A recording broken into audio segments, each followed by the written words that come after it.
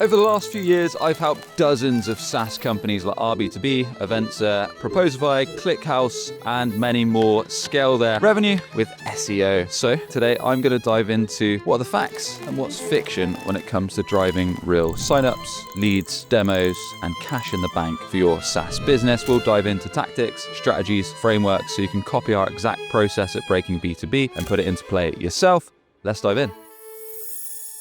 So first off, you want to forget the vanity metrics. What do I mean by that? I mean, you might be falling into what I call the traffic trap. So focusing on getting as many visitors to your website as possible, which many SEO companies looked at in the past. But the sad thing is you might get tons and tons of traffic and visitors to your website, but if they never convert to signups, demos, leads, booked calls, then it's going to be absolutely useless for your business in terms of impact. So instead of going for what I call the top funnel traffic trap, where you might traditionally go for informational based queries like what is a CRM, what is a KPI, how to build a website, all those simple questions. And the issue with going for those kind of search terms, they're now being wiped out by AI searches. So Google AI Overviews is giving you an instant answer above the fold on Google for those simple informational top funnel queries. So instead, we recommend focusing on bottom of funnel searches, i.e. what's your dream client going to search for when they're in market today, looking for your software, looking for your service, comparing options, looking to switch away from their current vendor, or has a very crisp and specific expensive problem and job to be done that you can solve. That way you might get less visitors, less traffic, but these are commercial, transactional searches that are way, way more likely to result in inbound business, keep your sales team happy, and actually drive cash in the bank. By the way, if you're tired of SaaS SEO agencies promising the world and just delivering traffic instead of signups, demos, and revenue, we might be able to deliver pipeline as fast as 90 days for your SaaS company. Grab a call with me over at breakingb2b.com or hit the link in the description below. Right, back to the video. Customer research is your unfair advantage in the world we're in now, where you can generate basically tons of content in the click of a button with ChatGPT, AI tools. The issue is with that content, most of it sounds like jargon. Like you land on SaaS websites now and sometimes you'll see things like, we're a 360-degree all-in-one workplace management solution to solve every problem. You land on it and you think, what the heck does this business do? I have no idea what they do, how they help me, how they're differentiated, or why I should even choose them. So customer research should be the backbone of your SaaS or B2B marketing strategy in general. Why? Well, if you want to resonate with dream clients, you need to actually know what they care about, their struggling moments, their expensive problems, their motivations, and much, much more. If you don't do it, your website messaging, your ads, your content, your media engine is going to fall flat because it doesn't hit home with those dream clients. So here's exactly what you want to do. I recommend you interview 7 to 10 recently won customers. You want recently won because they have no bias to yourself, your product, your solution. If you interview long-term clients, they're probably going to love you and say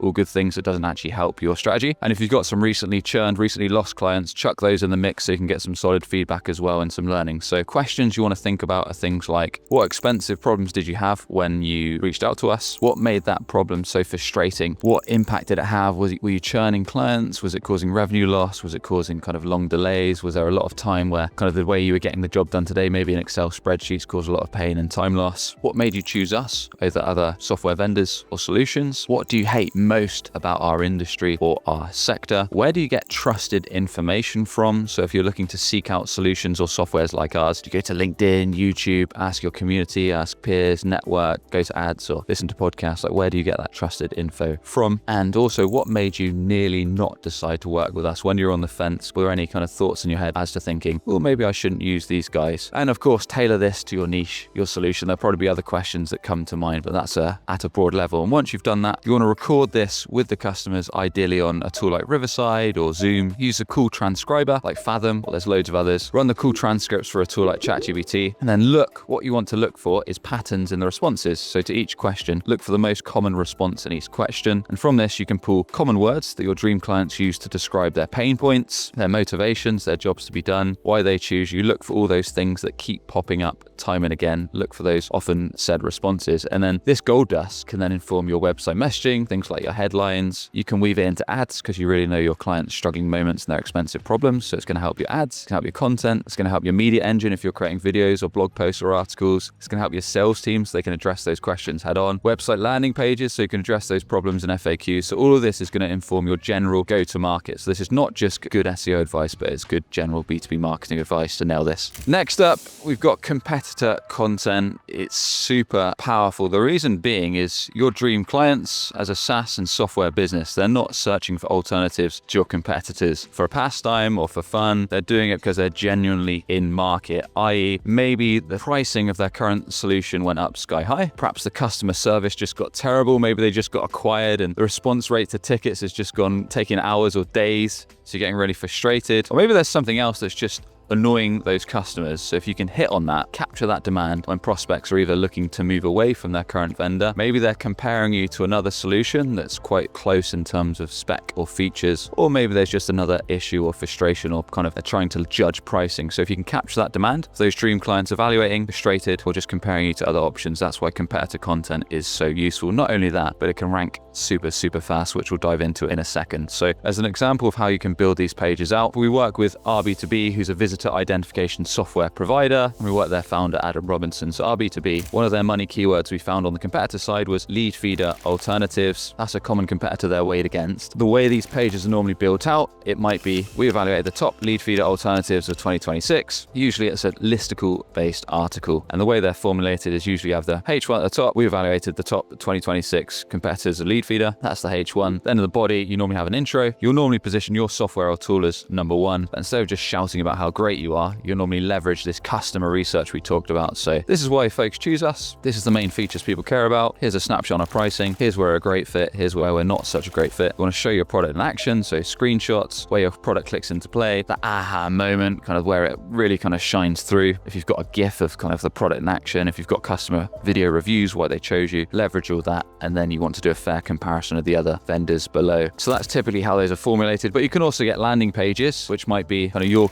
software versus another software, or competitor one versus competitor two versus you. And that's usually where you talk about the first two competitors as a landing page format, and then you'll share kind of where your software is the ultimate fit for that dream client. Again, back it by customer research. Maybe look at G2 reviews or other review sites and kind of leverage where these companies might fall short or where they're not the best fit, and where your solution really is the solution of choice, backed by plenty of proof points, social proof, and then clear call to action so folks can easily sign up for your software or grab a demo. And like I said, we recently did this strategy for rb2b.com. We got the lead feeder alternatives page ranking, I believe, within 30 to 40 days top, and that's driving a steady stream of signups for their SaaS. And the good thing about these keywords is they're typically super low difficulty, but they can rank really fast. So it's a great initial strategy for a SaaS company to capture demand, drive demos, and signups. Next up, we've got speed is how you can beat the big giants in your industry as a SaaS company. So the massive corporations, as you probably know, they've got huge headcount. They're probably doing huge revenue, but their bottleneck is they move super slow. So your advantage is a fast moving, perhaps a smaller SaaS company or even a scrappier startup, is that you can move way quicker. Big companies have tons of red tape. Everything moves slowly, big, long, drained out approval processes. So for example, as a fast moving company, you can establish your money keywords. That might be competitor keywords and content. That might be going for listicles like best X software. That might be industry landing pages like offer for industry, or might be specific integrations you serve or use cases or ICP personas. So you can really work out these money keywords that those dream clients are looking for on ChatGPT, LLMs, or Google Organic when they specifically need your offer right now. And then you can work out what type of content you need to build, whether that's landing pages, use case pages, integration pages, competitor content, best of listicles, or more. And you can have a process of working out what type of content you need to build, publishing them at a fast rate, so whatever's realistic for your company, whether that's a couple articles or pages a week or more if you've got the resource, or you're working with an agency like Breaking B2B to do this at pace. As well as that, you can be doing other parts of SEO, whether that's the technical side, perhaps link building to build up your authority over time, whether that's working with partnerships, guesting on niche relevant podcasts so they can publish the page and then link back to yourself, getting included in external listicles, articles talking about your software software, your tools, your niche, your industry. Those are super powerful for LLMs. LLMs love to pick up on external third-party listicles, review sites, etc. So having a process to do that at a steady rate each and every week and month. So what I'm getting at is if you can build out your strategy, publish at speed, do the off-page SEO, link building, getting your brand mentions to get those LLM inclusions, and do that way faster than those super slow-moving competitors. And like I say, I've seen giant companies take 6 months plus to publish one article, can move way faster as a smaller business. That's going to be your unfair advantage in the SEO game.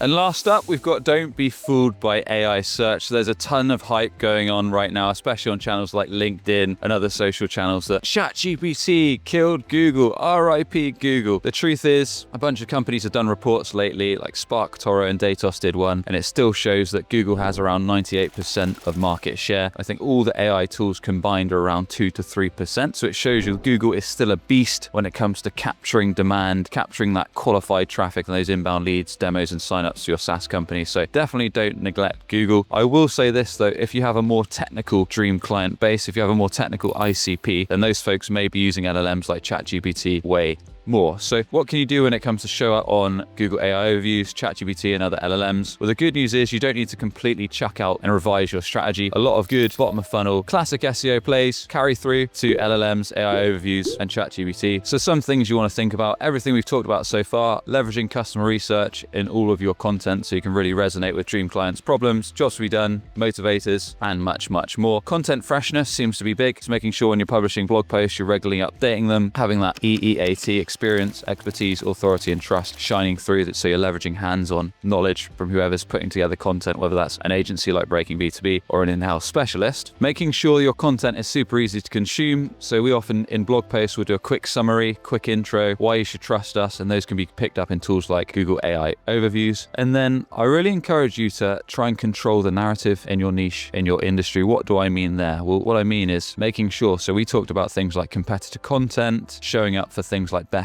X software or industry landing pages, making sure you're really building that moat on your own website. So you've got pages for every time someone could search for a competitor alternative, or competitor 1 versus competitor 2 versus you. You've got pages for every industry you serve. You've got pages for each use case, pages for your main features, pages for the main ICPs that you're helping. You've got a pricing page. So if someone's searching on ChatGPT or Google for your own pricing, that shows up clearly, shows how you're differentiated, answers FAQs and more. You've got case studies and results. So essentially what I'm getting at is you really control the narrative. You've got all those lines in the water when someone's searching on Google or ChatGPT. You've got that really helpful, useful, authoritative content that can show up and convert. And listicles are really, really big. So these best software of 2026 listicles or best competitor alternative listicles of 2026, really, really important to have those all for each use case, each option on your own website, because they can get picked up a lot in ChatGPT when you're doing these kind of searches, as well as Google. They rank exceptionally well. So making sure you own all of those, and then thinking about building out your off-page strategy on external websites. So which is what good bottom of funnel should have been anyway. Nail everything on your own website so you're controlling the narrative, then do off-page SEO. So look to get featured in external listicles that are being mentioned in ChatGPT and Google AI Overviews, so you can get a top 3 placement. So if someone finds you on one of those looking for best X software or best X alternatives, you'll feature top 3 placement. You can scoop up potential direct inbound demos. You can get that brand mention in your category mention, which can help you get cited in AI searches. Plus it gives you a PR boost and hit. And other ways that are working quite well now is having some kind of Reddit strategy. So if someone's searching for certain tools in your niche, Reddit threads often get pulled up in Google Organic as well as ChatGPT. So if you're able to use tools that can tell you when someone's searching for advice around your category, tool, or similar, you can have a strategy to be genuinely useful and mention your brand if it's allowed in that subreddit. And just a wider B2B marketing strategy. So making sure you're trying to show up for money terms on YouTube, creating super helpful content there. LinkedIn, SEO like we've talked about, sites like Quora if you're able to. I'd always say kind of prioritize the kind of no-brainer channels. So thinking about starting with SEO first, then maybe moving on to YouTube and LinkedIn, because you don't want to drain your resources too much if you've only got a small team. So that's some of the main things we're seeing right now that work when it comes to showing up in AI searches and driving those inbound pipelines. Now, if you're ready to start taking SEO and AEO seriously for your SaaS company, you want to start driving a steady stream of signups, demos, book calls, and revenue, why not grab a call with me over at breakingb2b.com so we can learn more about your business. I can share actionable tips to start driving revenue with SEO. So that's breakingb2b.com, or hit the link in the description below and we can have a chat. Or if you're not ready, why not grab my 90 days to revenue SaaS SEO playbook at breakingb2b.com and hit the newsletter tab. We can check out the Breaking B2B podcast or weekly weekly interviews with SaaS marketing legends. With that, I shall catch you on the next one. Cheers.